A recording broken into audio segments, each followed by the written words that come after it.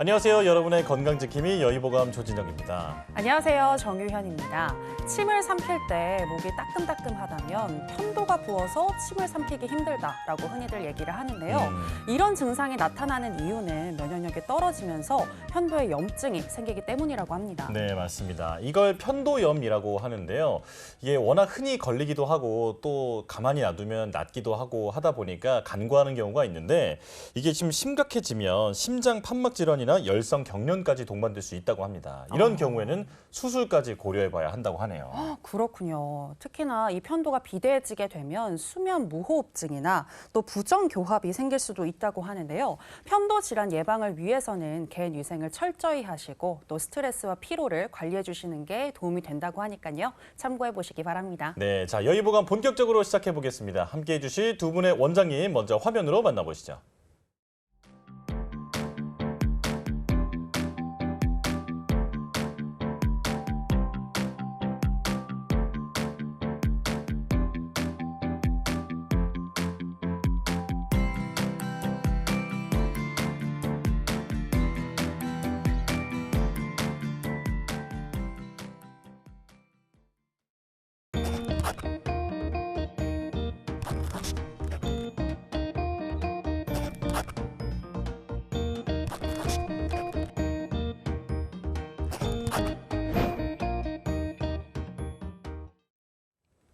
여의보감 오늘은 임동국 원장님, 박인혜 원장님 두 분과 함께하겠습니다. 어서 오세요. 어서 오세요. 안녕하세요. 네. 네, 나와주셔서 고맙습니다. 저희가 오늘은요, 이 편도염 이야기로 오프닝을 열어봤는데요. 추가로 궁금한 게 있습니다, 임 원장님.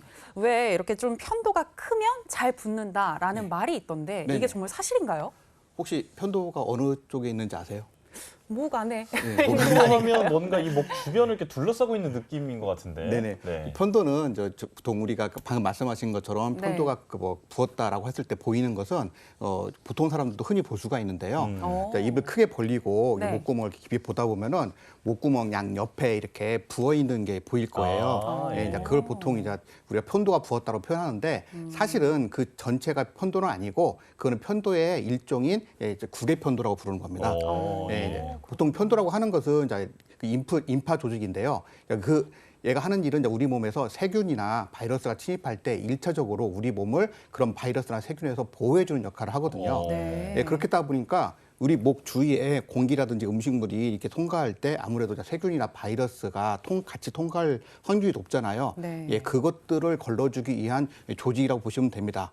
따라서 얘가 이제 목구멍 양쪽에만 있는 게 아니라 콧구멍에서 목구멍 이어지는 부분, 거기 이제 인두라고 하는데 예. 거기에도 이제 편도가 있어요. 자, 흔히 이제 거기가 이렇게 부어 있는 것은 우리가 이제 아데노이드라고 들어본 적 있으시죠? 아데노이드. 네. 네네. 예, 그것도 이제 편도라고 보시면 되고요.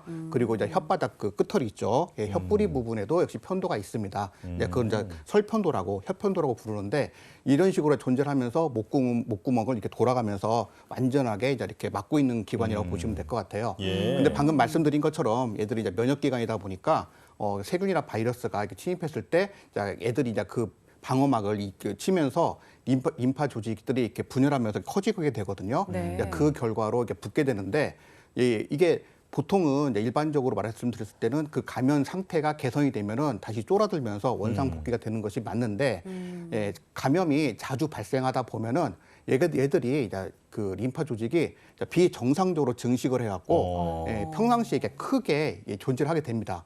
그 상태에서 다시 또 감염을 하게 되면 어떻게 되겠어요?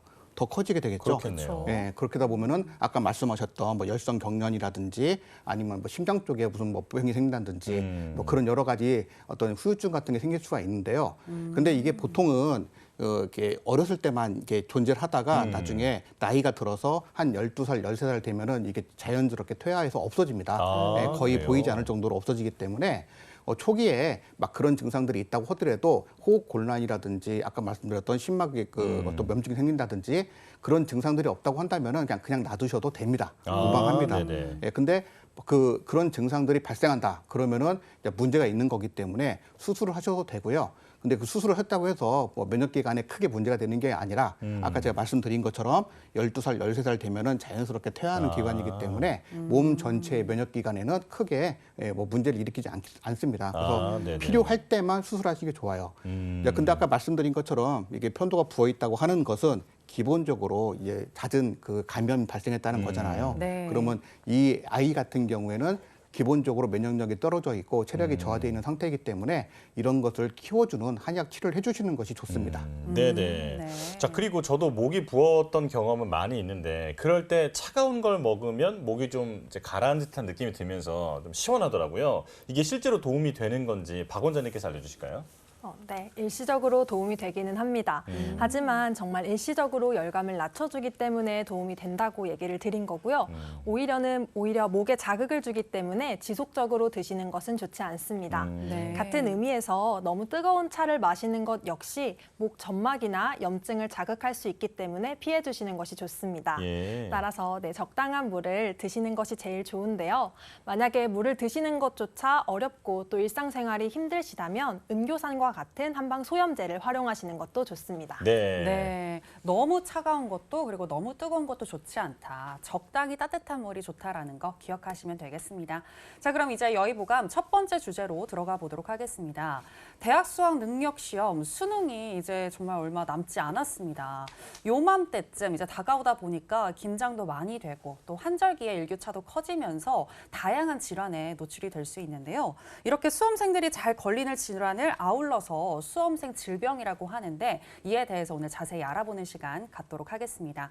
네, 임 원장님, 그런데 수험생 질환 대충 뭔지는 알 것 같은데 자세히 좀 더 설명을 해주시면 좋을 것 같거든요. 네, 그 수험생 질환은 뭐 저도 한번 걸려봤고 네, 저도요. 네, 다 한 번씩은 다 걸려봤을 거라 생각하는데요.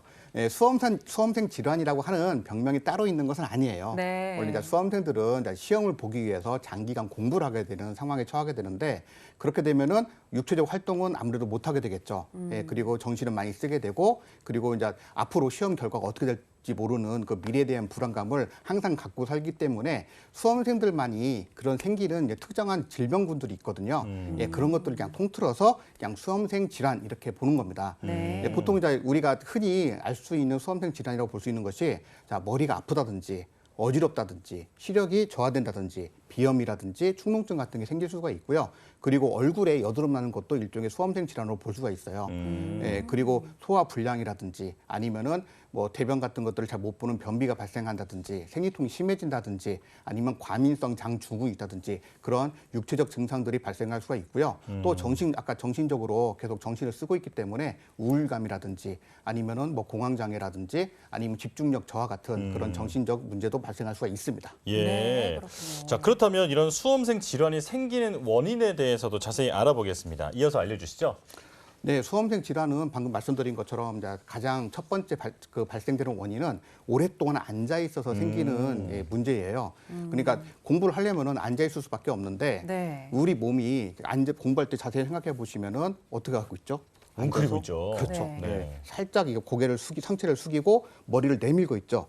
그런데 이 자세가 사실은 우리 목에 가장 안 좋은 자세세요. 아. 예, 그러니까 목이라고 하는 것은 예, 앞쪽으로 이렇게 C자 형태로 완만한 곡선을 가지고 있는 게 정상인데 예, 이런 식으로 고개를 이렇게 몸 상체를 숙이고 고개를 내밀고 있다 보면은 이 무거운 머리를 이 목이 지탱하기 위해서 굉장히 긴장을 많이 하게 됩니다. 예. 예, 그런 긴장 상태가 계속 지속되다 보면은 이 C자 커브가 자꾸 이제 없어지게 되는 거죠. 변형이 발생해갖고 반듯하게 이렇게 바뀌게 되는데 이제 일자목이요. 예, 그런 것들을 이제 흔히 우리가 일자목이라고 부르는 거죠.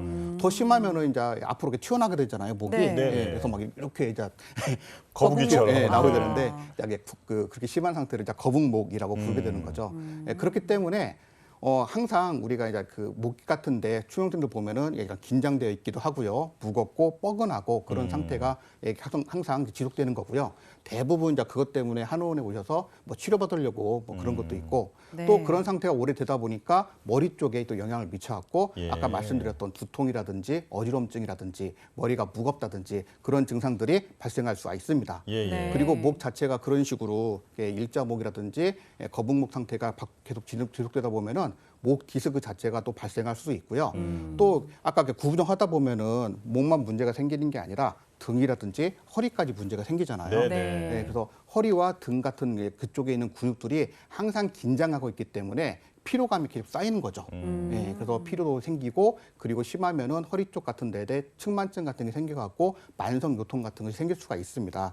예, 그래서 기본적으로 이제 어떤 목이 아프다든지 아니면 허리가 아프다든지 뭐 그런 그 만성적인 그런 증상들이 있다고 한다면은 한의원에 내원하셔갖고 침 치료 받으시고요. 그리고 허리 같은데 뭐 만약에 심하다고 한다면은 추나 치료 받으시는 게 좋고요. 네. 그리고 수험상의 건강을 위해서 근육과 뼈를 튼튼하게 만들어주는 저희들 용어로 이제 강근골 한다고 하거든요. 그런 한약 같은 거를 같이 복용해 주시면은 좋습니다. 네, 네, 네. 그렇군요.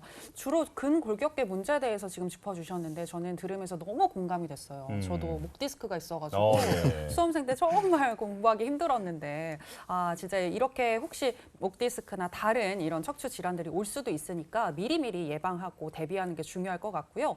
이런 근골격계 문제 말고도 오래 앉아 있다 보니까 뭔가 소화 불량이나 이런 쪽도 문제가 생길 수 있을 것 같은데 어떤가요? 어떻게 대처할까요? 네, 보통 이제 우리가 이렇게 아까 구부정하게 되면은 당연하게 배가 압박이 발생하죠. 네. 그러면은 내장이 자꾸 이제 압박이 되겠다 보니까 가장 먼저 쉽게 나올 수가 있는 것이 이제 소화 불량이 발생하죠. 네. 그래서 이제 그 수험생 중에서 소화 불량을 호소하는 경우가 굉장히 많고요.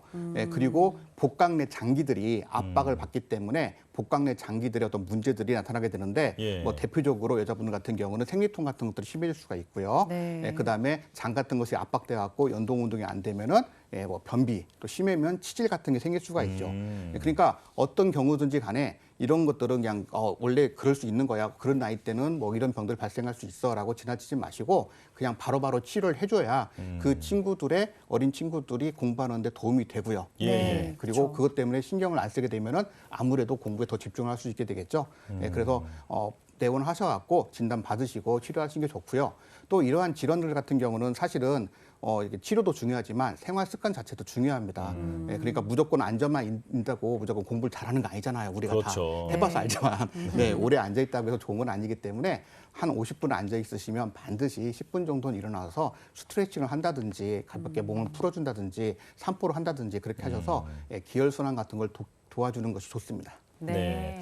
자, 수험생들이 앓을 수 있는 그런 다양한 질환에 대해서 쭉 말씀을 해주고 계신데 저는 개인적으로 스트레스가 가장 큰 위협이 되지 않을까 싶어요. 자, 이 스트레스를 받으면 수험생들의 건강에 어떤 영향을 미칠 수 있는지 이건 박인혜 원장님께서 알려주시죠. 네, 수험생분들은 공부하는 것뿐만 아니라 여러 스트레스 상황에 쉽게 노출되게 되는데요. 우리 장기간 열심히 집중해서 공부하는 친구들 보면 몸에서 열이 난다고 얘기를 하잖아요. 네, 실제로 이렇게 집중을 너무 많이 하게 되는 상황이 반복되다 보면 한의학에서는 에너지인 기가 울체되어 화가 발생한다라고 표현을 하게 됩니다. 네, 이렇게 불필요한 화가 너무 많아지게 되면 정신적으로 안정되지 않게 되는데요. 보통 그래서 불안 초조나 두통, 또 어지러움, 불면, 심하면 우울증까지 나타날 수 있습니다. 네, 일종의 화병이라고 생각하시면 되는데요. 네, 생각보다 이런 증상들을 가지고 있는 학생들이 꽤 많이 있습니다. 네, 따라서 이러한 증상들이 있다고 생각되시면 가볍게 생각하시지 마시고 초기에 치료받는 것이 좋습니다. 네. 화병은 우리 어머니들이 앓는 고유한 질환이라고 생각을 했는데 또 청소년, 수험생들에게도 올 수가 있군요. 자, 그렇다면 이 화병 같은 경우에는 어떻게 치료를 해주는 게 좋을까요? 네, 방금 말씀하신 것처럼 이제 화병들은 보통 이제 어머니들이 많이 갖고 있는 병이죠. 네. 그런데 이 화병이라고 할 때 화가 뭐 화를 많이 낸다고 해서 화병이 아니라 억울된 감정적인 그런 것들이 쌓이다 보면은 신경성적으로 화가 발생하는데 이제 그런 것들을 화병이라고 부르거든요. 네. 그러니까 어떤 정신적으로 억압된 상태가 되면은 나이 그리고 남녀 그런 거에 상관없이 기본적으로 화병이 생길 수가 있습니다. 그래서 어린 친구들한테 화병이 생기는 경우가 종종 많아요. 그렇군요. 저도 그래서 한의원에서 진단하다 보면 막 어린애들이 막 스트레스 많이 받아갖고 네. 요즘은 그런 어떤 좋은 대학 가야 되는 부담이 예. 많잖아요. 그래서 어렸을 때부터 공부를 시키는 경우가 많다 보니까 그런 화병을 갖고 있는 경우가 굉장히 많습니다. 근데 이제 그 화병이 생기게 되면은 우리 몸에서 이제 자율신경계 중에서 교감신경계가 이제 항진을 하게 돼요. 교감신경계가 항진하게 되면은 우리 몸 속에 있는 면역기관도 이렇게 균형이 깨지게 되는데 네. 자, 이때 과립구 같은 것들이 많이 발생합니다. 많이 생기게 되는데 이 과립구가 뭐 하는 역할을 하냐면은 뭐 이제 세균이나 바이러스 오면 이렇게 죽이는 역할을 하거든요. 네. 그래서 몸에 그 과립구 안에 발생기 산소라고 해갖고 쉽게 말하면은 독약을 갖고 있는 거예요. 아, 예. 예, 그래서 그것들을 세균 같은 데 투입해서 죽이는 건데 너무 많은 과립구가 생기다 보니까 그런 과립구가 많이 죽을 거 아니에요. 네. 그러니까 얘가 죽어야 될 곳에서 죽지 못하고 우리 몸의 어떤 곳곳에서 죽게 되는데 뭐 피부라든지 우리 몸에 있는 조직이라든지 점막 같은 데에서 문제를 일으키면서 이제 그쪽에 있는 우리 몸 자체에 있는 세포를 파괴하게 되면서 일종의 이제 여러 가지 면역 질환을 발생시키게 되는 거죠. 대표적으로 아까 이제 말씀드렸던 여드름 같은 경우도 그렇게 볼 수가 있고요. 네. 장 쪽에서 문제가 발생하면은 과민성 장증후군이 발생할 수가 있고요. 그리고 심각하면은 이제 크론병 같은 경우도 발생할 수가 있습니다. 네. 그렇기 때문에 뭐 원래 이제 공부하면은 스트레스 다 받는 거지 뭐 그런 정도는 다 이겨내야 되지라고 아주 좀 간단하게 생각하지 마시고요. 이런 것들이 장기적으로 봤을 때는 큰 병을 불러일으킬 수 있다라고 생각을 하시고 초기에 치료를 해주시는 게 좋습니다. 예. 이역도 역시 마찬가지로 화병을 치료해주는 한약과 그리고 침뜸 그리고 약침 같은 걸 쓰면은 좋은 효과를 볼 수 있으니까요. 그냥 저 어렸을 때 방치하지 마시고 어린애가 무슨 화병이냐 이렇게 생각하지 마시고 일찍 치료해 주시는 것이 좋습니다. 네. 자, 그리고 이제 스트레스를 안 받을 수는 없으니까 이제 받았을 때 우리가 이걸 좀 잘 대처하는 방법을 알아두면 좋을 것 같은데 이 스트레스를 좀 대처할 수 있는 그런 호흡법이나 지압법 같은 게 있으면 좀 궁금하거든요. 박 원장님께서 알려주시죠. 네. 저희가 스트레스가 쌓이면 흔히 우리가 가슴이 답답하다라고 표현을 많이 하게 되는데요. 네. 실제로 가슴뼈 한가운데는 단중이라는 혈자리가 있습니다. 이 단중혈을 중심으로 위아래 눌러보시면서 아픈 곳을 찾으시게 되면 이렇게 눌러주시게 되면 스트레스나 화병에 도움이 되는데요. 네, 이 단중혈은 기와 화가 모이는 곳이기 때문에 스트레스가 많을수록 훨씬 더 통증이 심해지게 됩니다. 네, 한의원에서는 실제로 단중혈에 침이나 뜸, 사열, 그리고 습부항을 하면서 치료를 하게 됩니다. 야, 네. 이게 사실 원장님들이 화병 얘기하실 때마다 이제 대기하면서 저 한 번씩 눌러보시는 거거든요. 네.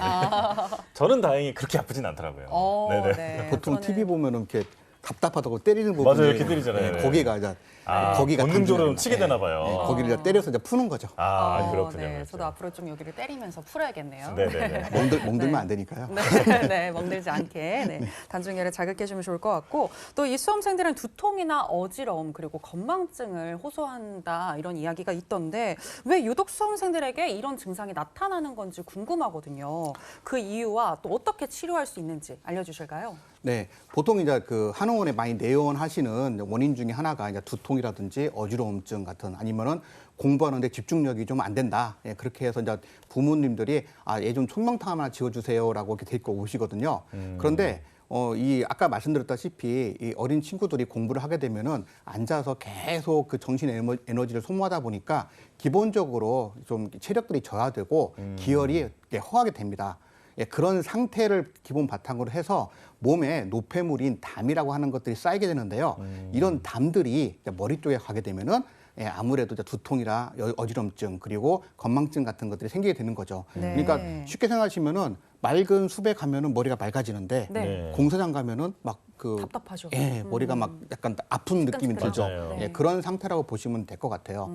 그래서 그럴 경우에는 이제 우리가 이제 한의학에서는 아주 강한 강점이 갖고 있는데 이제 이럴 경우에는 기본적으로 기혈이 손상되어 있기 때문에 기혈을 보호해주면서 그 머리 쪽에 있는 담을 빼주고 그런 식으로 치료를 해주시면 됩니다. 네. 근데 보통은 이제 이럴 때 이제 그 머리만 아픈 게 아니라 매석거렸다든지 아니면 눈알이 빠질 것 같다든지 그런 증상들을 같이 호소하는 경우가 있어서 보통 이제 머리에 좀 큰 문제가 있는 건지 아닌가라고 생각하시고 큰 병원 가서 머리에 CT라든지 MRI를 찍어보시는 경우도 종종 있으세요. 네. 근데 아무런 문제가 없다고 한다면은 방금 말씀드린 것처럼 그 몸 자체에 어떤 기혈이 좀 허하고 몸에 담음이 쌓여 있다라고 생각하시면 되니까요.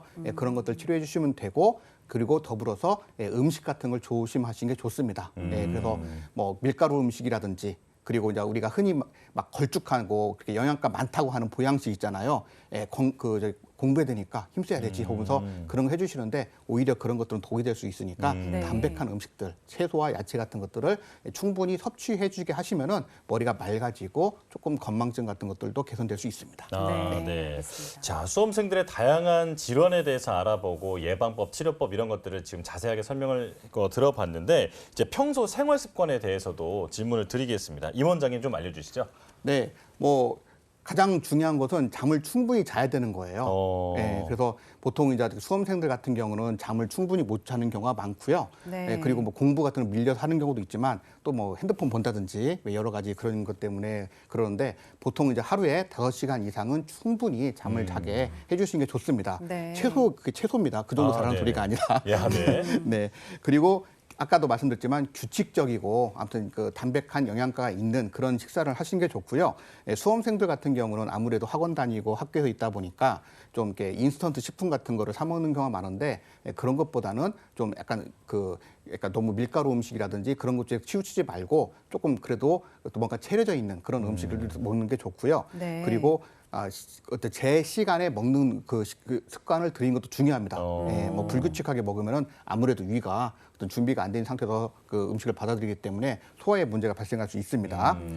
그리고 아까도 말씀드렸다시피 수험생은 오래 앉아 있기 때문에 최소한 50분에 한 번 정도는 10분 정도는 이게 충분히 일어나서 몸을 풀어주는 게 좋고요. 네. 그리고 오히려 부모님들이 수험생들에게 대해서 지나친 관심을 주지 않는 게 좋으세요. 아, 그래요? 네, 그러니까 막 일일이 공부했냐 안 했냐 이렇게 물어보시면은 이제 부모님들 저도 이제 부모가 되다 보니까 한번 그런 그 입장이 돼 보니까 네네. 저도 충분히 그럴 입이 막 나오는데 네. 참거든요. 예. 왜냐면은 그렇게 해서 좋을 리가 없잖아요. 아, 예. 저기 아이들 입장에서는 또 잔소리 한다고 그러고 맞아요. 내가 네. 알아서 하는데 그러니까 적당한 그 거리두기를 하시는 게 좋습니다. 너무 멀리 방치하지도 마시고 너무 가까이 다가가서 막 찰랑건건 이렇게 뭐 관심을 주시는 것도 좋지 않기 때문에 네. 거리를 두면서 관찰해 주시면 되겠습니다. 네, 네, 알겠습니다. 이제 얼마 남지 않은 수능을 대비해서 수험생 질환엔 어떤 것들이 있고 또 치료법에 대해서 알아봤는데요. 주요 내용 화면으로 다시 정리해봤습니다. 만나보실까요?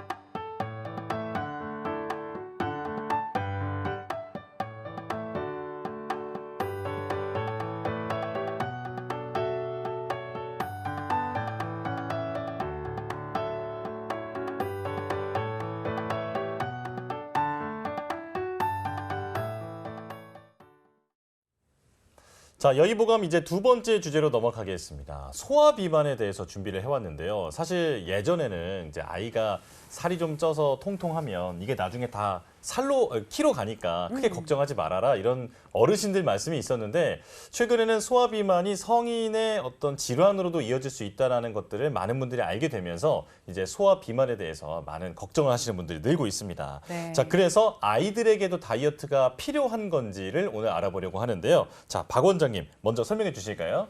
네, 아이들에게도 다이어트가 필요한 경우가 있습니다. 네. 네, 과거에는 잘 못 먹거나 혹은 소화 기능이 저하된 아이들이 워낙 많았기 때문에 잘 먹어야 키가 크고 또 살이 키로 간다라는 말이 있었는데요. 네. 네, 실제로 적당한 체중 증가는 키 성장에 있어서 정말 중요한 과정이기 때문에 무리하게 다이어트를 진행하실 필요는 없습니다. 하지만 소화 비만인 경우에는 예외인데요. 왜냐하면 이 시기에 체중이 너무 많이 증가하게 되면 성장 호르몬은 지방을 분해하느라고 키 성장에 집중하지 못할 가능성이 있습니다. 네, 따라서 또 성조숙증이라고 해서 성호르몬 분비가 너무 빨리 촉진됨에 따라서 조기에 성장판이 빨리 닫히게 되고 최종 신장도 작아질 가능성이 있습니다. 네, 그래서 저희가 아이들이 체중의 키에 비해서 너무 많이 나가게 된다면 살이 키로 간다라고 생각하시기보다는 이 살 때문에 키가 크지 않을 수도 있겠구나라고 인지하시고 적절하게 치료를 해주시는 것이 좋습니다. 아, 네, 그렇군요. 근데 이 소화 비만이 또 성조숙증을 유발할 수 있다라고 이야기를 해주셨는데 성조숙증이 오면 왜 키가 안 크는 건지도 궁금하거든요. 자, 성조숙증에 대해서 임 원장님께서 조금 더 자세히 설명 부탁드릴게요. 네, 그 성조숙증이라고 하는 말이 요즘에 많이 이렇게 흔히 하는 말이잖아요. 네. 근데 성조숙증이라고 하는 것은 2차 성징이 원래 나이보다 조금 더 빨리 오는 걸 말하거든요.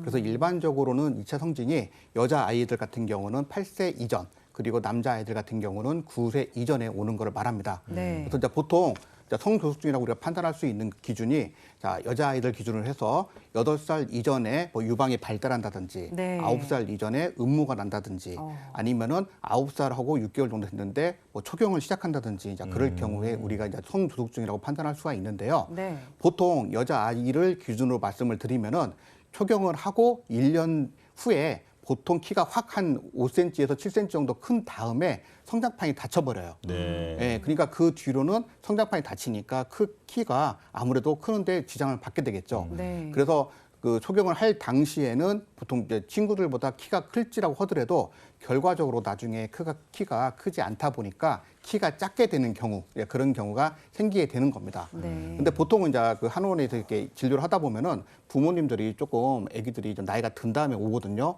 그래서 이제 물어보면은 좀 생리를 일찍 했는데 좀 한 1년 내가 아니라 뭐 한 2, 3년 있다 오시는 경우가 있어요. 그래서 아니 왜 이렇게까지 오랫동안 저기 방치하다 오셨냐고 하면은 부모님들이 본인들이 좀 늦게 컸기 때문에 애도 그럴 줄 알았다라고 이제 생각하시는 경우가 많습니다. 네. 근데 그거는 부모님의 한정된 얘기이지 자녀분들이 반드시 그렇다고 볼 수가 없어요. 예, 그래서 키가 조금 작다라고 본다고 한다면은 이거는 무조건 타이밍 싸움이거든요. 네. 뒤는 생각하시면 안 됩니다. 예, 그래서 제가 항상 말씀드린 게 뭐냐면 부모님께 클 수 있을 때 키우는 게 가장 좋다. 예, 그래서 안 큰다 싶으면 좀 작다 싶으면 무조건 데려와서 같이 진료를 해서 키를 키우는 게 좋다라고 말씀을 드리는데 한의학 치료가 왜 효과가 좋냐면은 원래 그 여자 아이들 같은 경우에는 80에서 95%가 그 성조숙증이 발생하는 이유가 특발성이에요. 원인을 네. 몰라요. 네네. 예, 그리고 남자아이들 같은 경우에는 한 40% 정도가 특발성이고 60%가 원인 질병이 있거든요. 네. 예, 그렇기 때문에 원인이 없는 거기 때문에 저희들이 이제 어떤 한의학적으로 봤을 때 어떤 장부가 안 좋다는 것들 그런 것들을 파악해서 거기에 맞는 한약이라든지 여러 가지 치료를 해주게 되면은 크는 경우가 굉장히 많습니다. 그렇기 때문에 작다 싶으면은 그냥 무조건 와서 치료를 한번 받아보시는 게 좋습니다. 네네. 특히 남아일수록 빨리 병원에 내원해야겠네요. 네네. 자, 골든 타임이 중요하다. 이렇게 이해를 하시면 될 것 같고요. 자, 그리고 소아 비만인 경우 나중에 성인이 돼서도 비만이 되는 확률이 아주 높다라고 알고 있는데, 자, 이 소아 비만이 성인 비만에 어떤 영향을 주는지 박 원장님께서 설명해 주시죠. 네, 저희가 흔히 살쪘다라고 하게 되면 크게 두 가지로 생각해 볼 수가 있는데요. 첫 번째는 지방세포의 숫자 자체가 많아져 있는 경우, 두 번째는 지방세포의 크기, 몸집이 커져 있는 경우입니다. 네. 네, 소아 청소년기까지에는 지방세포의 숫자 자체가 늘어나게 되고요. 어른이 되면 이 많아진 지방세포의 크기, 몸집이 커지게 됩니다. 다시 정리해서 말하게 되자면 소아비만인 경우에는 다른 아이들보다 지방세포의 숫자 자체가 많아져 있기 때문에 네. 어른이 되어서도 비만일 확률이 높습니다. 네. 네, 그러면 우리가 알고 있는 고혈압이나 고지혈증, 대사증후군과 같은 성인병에 걸릴 확률도 더 높아지게 되고요. 아까 앞서 말씀드렸던 것처럼 성조숙증이라고 해서 일찍 사춘기가 찾아오게 되고 또 결국에는 최종 신장은 작아질 수밖에 없습니다. 네, 따라서 우리 아이가 또래 아이들에 비해서 체중이 너무 많이 나간다라고 생각되신다면 무리하지 않는 선에서 체중 감량이 필요합니다. 그렇군요. 네, 소아 비만이 성인 비만으로 그 외에도 또 다양한 질환을 유발할 수 있기 때문에 다이어트가 필요한 것 같은데요. 그런데 원장님, 이 아이들도 어른들과 똑같이 다이어트를 한다면 뭔가 신체적으로나 심리적으로나 많이 힘들지 않을까라는 생각이 드는데 어떤 식으로 접근하는 게 좋을까요? 네, 맞습니다. 저희가 다이어트 할 때는 우선 식단과 운동을 중요하게 생각하게 되는데요. 식단의 경우 아까 말씀 주셨던 것처럼 어른처럼 무리하게 하셔서는 안 되시고요. 식사량을 줄이시더라도 영양가 있는 식단을 골고루 구성하시는 것이 중요합니다. 우리가 알고 있듯이 과자나 인스턴트, 가공식품은 피해 주시고 신선한 야채는 많이 섭취하실수록 좋은데요. 이때 저희가 주의해야 될 점은 고기는 적당량만 드셔야 된다는 겁니다. 네.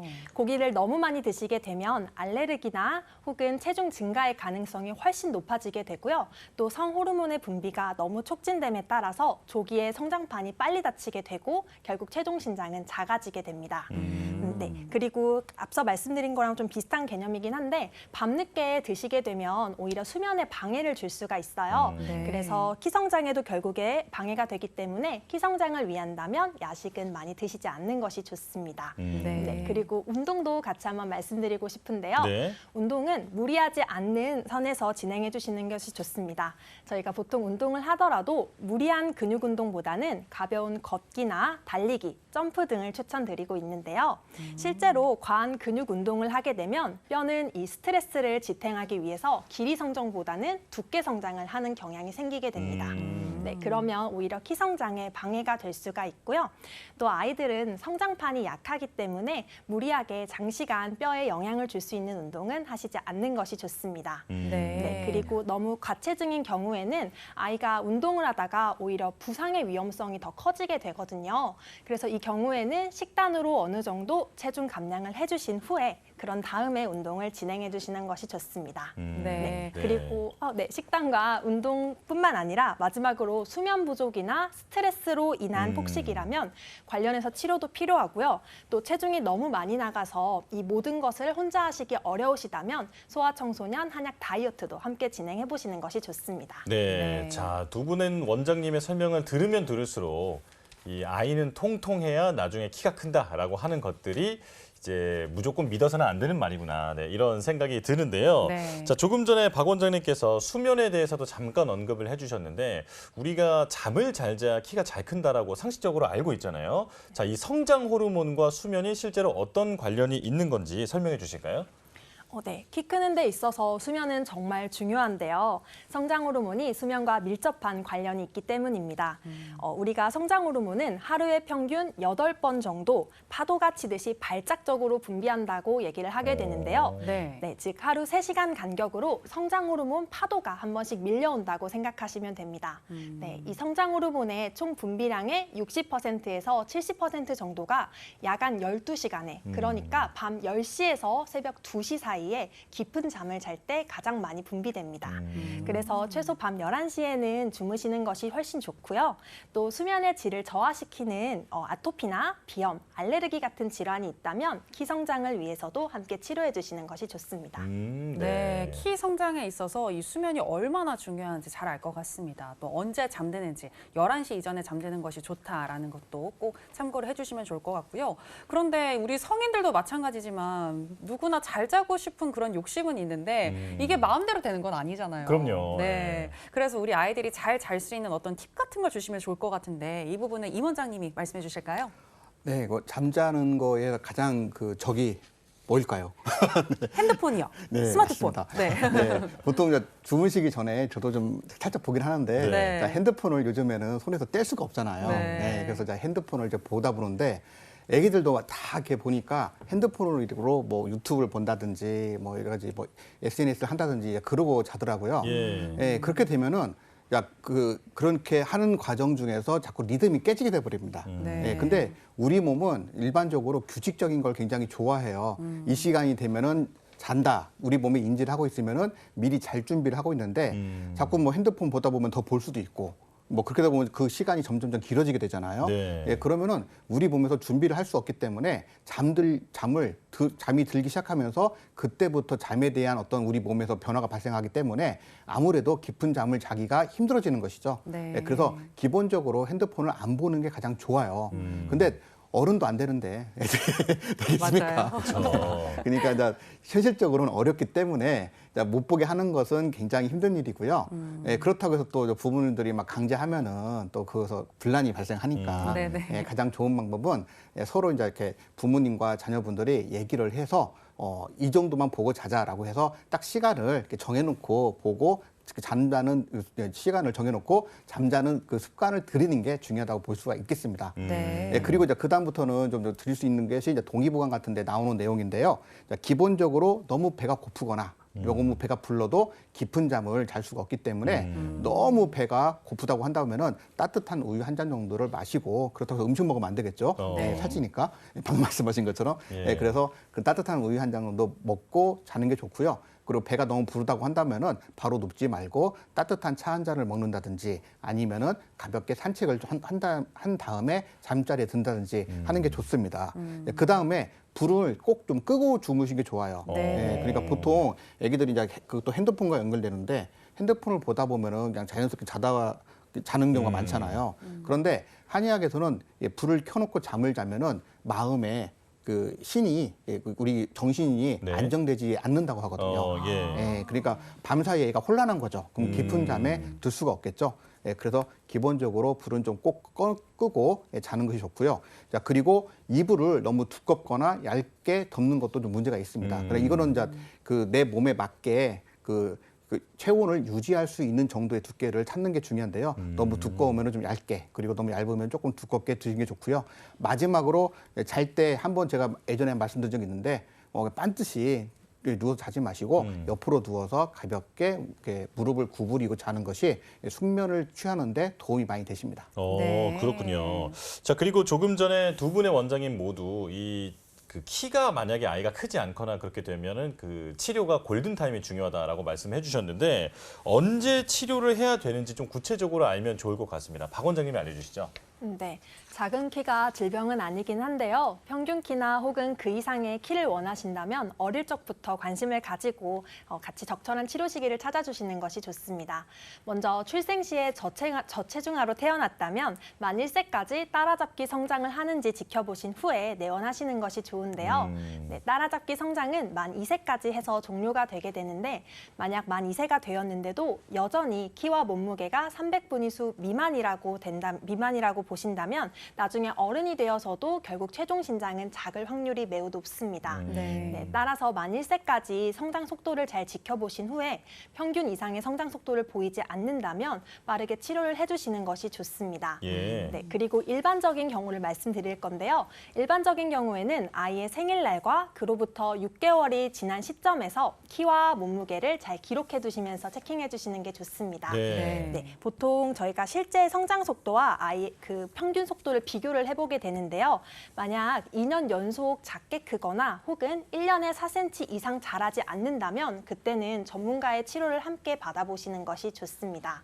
보통 우리가 생활 습관을 개선할 수 있는 방학대를 이용해서 1년에 2번 정도 같이 한약을 드시는 것이 좋고요. 또 소화비만이거나 호흡기 질환처럼 만성 질환을 가지고 있는 경우에는 이 질환 자체가 키 성장에 방해가 될 가능성이 워낙 높습니다. 따라서 이러한 질환을 가지고 있다면 빠르게 나이 상관없이 빠르게 치료를 받아주시는 것이 좋고요. 이렇게 질환이 있는 경우에는 키 성장뿐만 아니라 아이의 학습 성취도에도 영향을 줄 수 있다고 생각해 주시면 될 것 같습니다. 네, 알겠습니다. 그렇다면 한의학에서는 이 성장 부진을 어떻게 바라보고 있고 또 어떻게 키 성장을 돕고 있는지도 궁금한데요. 설명해 주실까요? 네, 한의학에서는 키 성장과 관련된 장기를 크게 두 가지로 보고 있는데요. 첫 번째는 신장, 그리고 두 번째는 비위입니다. 신장 같은 경우는 우리가 생각하는 콩팥, 키드니의 개념보다는 선천적인 성장 부진과 관련되어 있는 장기이고요.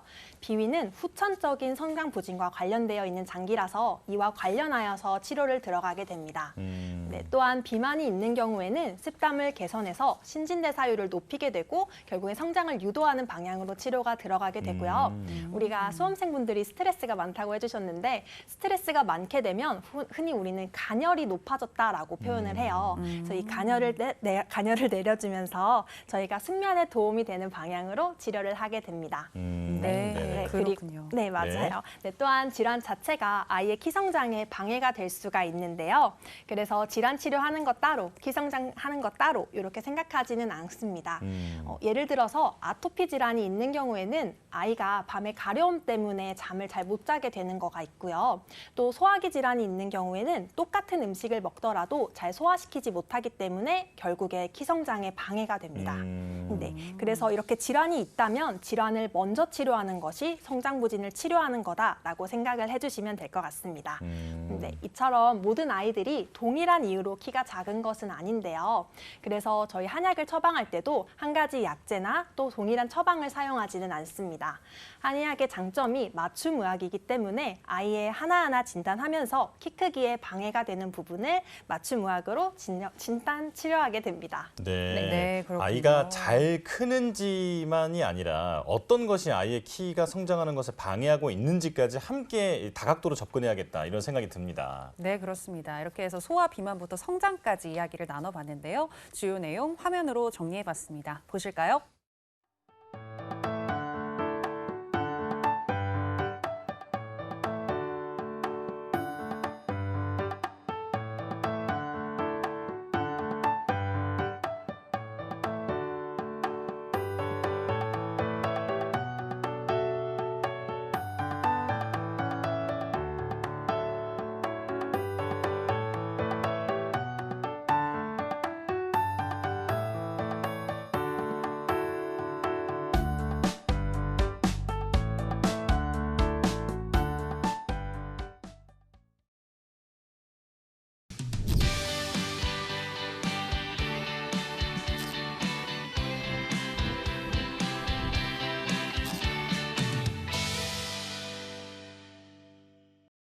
한의학에 대한 궁금증을 시원하게 풀어드리는 코너 무엇이든 물어보감입니다. 자, 우리 몸의 건강을 위해서는 가장 중요한 게 순환이라고 하잖아요. 그래서 주제를 이렇게 잡아봤습니다. 화면으로 만나보시죠.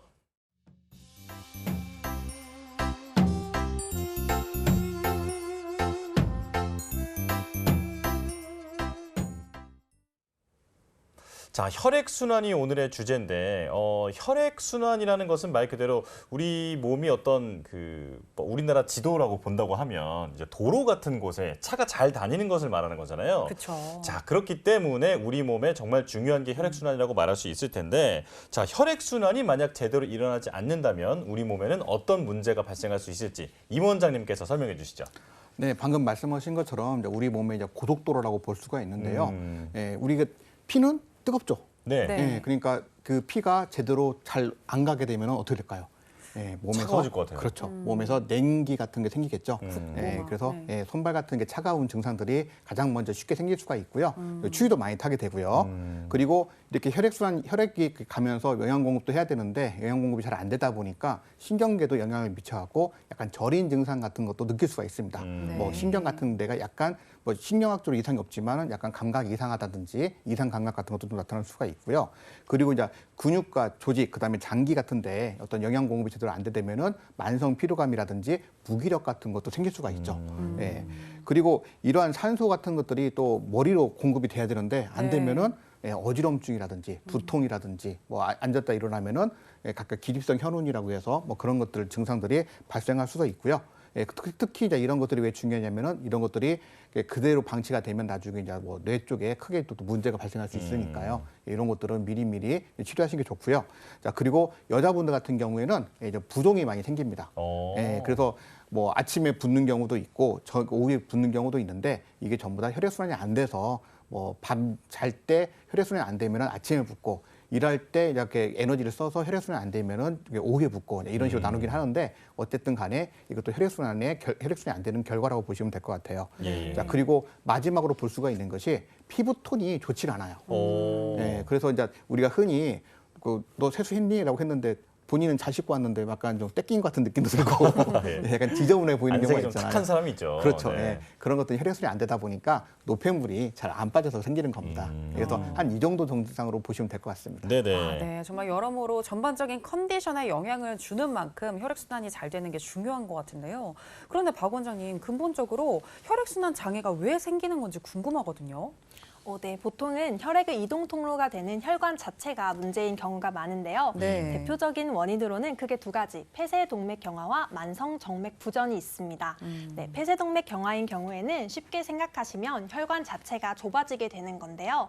고지혈증처럼 나쁜 콜레스테롤이 혈관에 너무 많아지게 되면 혈관이 좁아지게 되고 혈액은 끈적끈적해지게 되고 또 결국에는 이게 혈액순환 장애로 이어지게 됩니다. 또한 만성 정맥 부전 같은 경우에는 우리 흔히 알고 있는 하지정맥류를 떠올리시면 되는데요. 네. 하지에 있는 혈액이 심장으로 결국에 되돌아오지 잘 못하기 때문에 다리가 무겁고 저리고 아프고 심하면 붓기까지 하게 됩니다. 네, 앞서 말씀드렸던 질환들은 고혈압이나 고지혈증, 당뇨나 비만 등이 있으면 더 심해질 수 있기 때문에 같이 관리를 해주시는 것이 좋습니다. 네. 네. 자, 기본적으로 이 혈관의 문제 그리고 혈액의 문제로 이렇게 분석을 할 수 있을 것 같은데요. 자, 그렇다면 한의학에서는 어떤 방법으로 이 혈액순환을 도와주고 있는지 이번엔 임 원장님께서 설명해 주시죠. 네, 한의학에서는 혈액순환이 안 되는 원인들 같은 경우를 크게 한 5가지 정도로 나눠서 치료를 하는데요. 네. 네. 첫 번째로는 기가 부족한 경우예요. 우리가 흔히 말하면 이제 기가 있어야 피가 돈다고 하죠. 예, 그래서 피를 이게 기가 추동해 준다고 하거든요. 밀어서 움직이게 해주는 힘을 갖고 있는데 기가 부족하다 보면은 아무래도 이제 피가 잘 못 돌게 되니까 그럴 경우에는 기를 보강해 주는 쪽으로 치료를 하게 되고요. 그리고 이제 두 번째로는 이제 피 자체가 부족한 경우도 있어요. 그러니까 빈혈하고는 좀 약간 다른 개념인데 피 자체, 그러니까 피의 볼륨이 적을 경우에도 아무래도 적은 양으로 돌다 보니까 혈액순환이 좋을 일은 없잖아요. 네. 예, 그럴 때는 보혈이라고 해서 피를 이렇게 도와주는 그런 식으로 해서 치료를 하게 되고요. 자, 그 다음에가 이제 음허라고 해갖고 쉽게 말하면은 보일러도 석유가 있어야 돌고 기름이 있어야 돌잖아요. 예. 그런 재료들이 떨어진 경우가 있어요. 돌고는 싶은데. 예, 그럴 때는 그 재료를 넣어주는 보음이라고 하거든요. 자음 보음이라고 하는데 그런 식으로 치료하게 되고요. 자, 그 다음에 보일러 불 자체가 약해도 보일러가 잘 못 돌겠죠. 네. 예, 그거를 이제 양허라고 하는데 그럴 때는 그 불기운을 이렇게 강화시켜주고 크게 만들어주는 그런 식으로 치료하게 됩니다. 근데 이런 것들이 아무리 좋다고 하더라도 혈관 자체를 아까 말씀하신 것처럼 뭔가 막고 있으면은 혈액순환이 안 되잖아요. 예, 그런 거를 막고 있는 것들이 대부분 한의학에서는 담이라든지 어혈이라든지 그런 노폐물이 있는 걸로 보는데 그런 것들이 막고 있다고 한다면은 그런 것들을 제거해주는 쪽, 즉 담을 없애주는 거담제를 쓴다든지 어혈이 있다고 하면은 어혈을 없애주는 그 거어제를 같은 걸 쓴다든지 그렇게 해서 치료를 해주시면은 혈액순환 같은 경우는 잘 되고 그다음에 손발도 따뜻해지고 여러 가지 증상들이 좋아지는 경우가 굉장히 많습니다. 아, 네, 네네. 그러니까 한의학적으로는 왜 이렇게 혈액순환이 안 되는지 그 원인을 찾아서 맞춤 치료를 한다 이렇게 이해를 하시면 될 것 같은데요. 그런데 보통 혈액순환이 안 되면 왜 다리가 잘 붓는다고 하잖아요. 그래서 지압 신발 같은 거를 사서 이제 신고 다니시는 분들도 있던데 네, 맞아요. 이게 정말 효과가 있는 건지도 궁금하거든요. 네, 실제로 효과가 있습니다. 오, 네. 네. 지압 신발에는 용천혈이라고 하는 부위가 포함되어 있기 때문인데요. 용천혈은 기운이 샘솟는 혈자리라고 불릴 만큼 강력한 혈자리 중에 하나입니다. 위치를 조금 설명드리고 싶은데요. 발가락을 제외한 저희가 발바닥 길이를 3등분을 하게 되면요. 이 앞쪽 3분의 1 지점의 중심부에 위치해 있게 되고요. 또 다른 혈자리는 저희가 혈해라고 하는 곳이 있는데요. 허벅지 안쪽에 있는데 저희가 무릎뼈를 기준으로 손가락 3개만큼의 길이를 합친 정도만큼 위로 올라가게 되면 찾을 수가 있습니다. 네네. 네, 보통 혈액순환이 안 되면 피부도 칙칙해지고 또 여성분들의 경우는 생리통까지 심해질 수가 있는데요. 이때 아까 말씀드렸던 용천혈과 혈해혈을 꾹꾹 잘 지압해 주시면 도움이 될 수 있습니다. 네. 네. 자, 임원장님 시간이 진짜 한 20초밖에 없는데 이 혈액순환에 도움되는 음식 이건 꼭 좀 들어야겠거든요. 네, 한 20초 남았는데 말씀해 주시죠. 근데 혈액순환에 도움이 딱 어떤 음식으로 뭔가를 해결하려고 하면 안 돼요. 예, 네네. 아까 말씀드린 것처럼 기가 허할 수도 있고 양이 허할 수도 있고 우리 몸에 이제 여러 가지 담 같은 게 있어도 안 될 수도 있거든요. 그런 것들을 없애는 걸로 이렇게 가야지 하나 음식으로 뭔가 치료하려고 하는 것은 크게 위험할 수 있습니다. 예, 좀 네네. 자제하시기 좋습니다. 알겠습니다. 네, 그러니까 음식에 의존하기보다는 혈액순환이 안 되는 원인을 찾아서 치료하자라고 얘기를 해주셨습니다. 자, 이렇게 해서 오늘은 무엇이든 물어보감 혈액순환에 대해서 이야기를 나눠봤고요. 지금 나가고 있죠. 저희 여의보감 너튜브 채널 커뮤니티에 들어가시게 되면 여러분들의 건강 고민을 댓글로 남기실 수 있습니다. 저희가 대신해서 질문을 드리고 궁금증을 풀어드리고 있으니까요. 많은 참여 부탁드립니다. 네, 자, 여의보감 저희가 준비한 소식은 여기까지입니다. 저희는 내일 이 시간 다시 돌아오겠습니다. 함께해 주신 여러분 고맙습니다.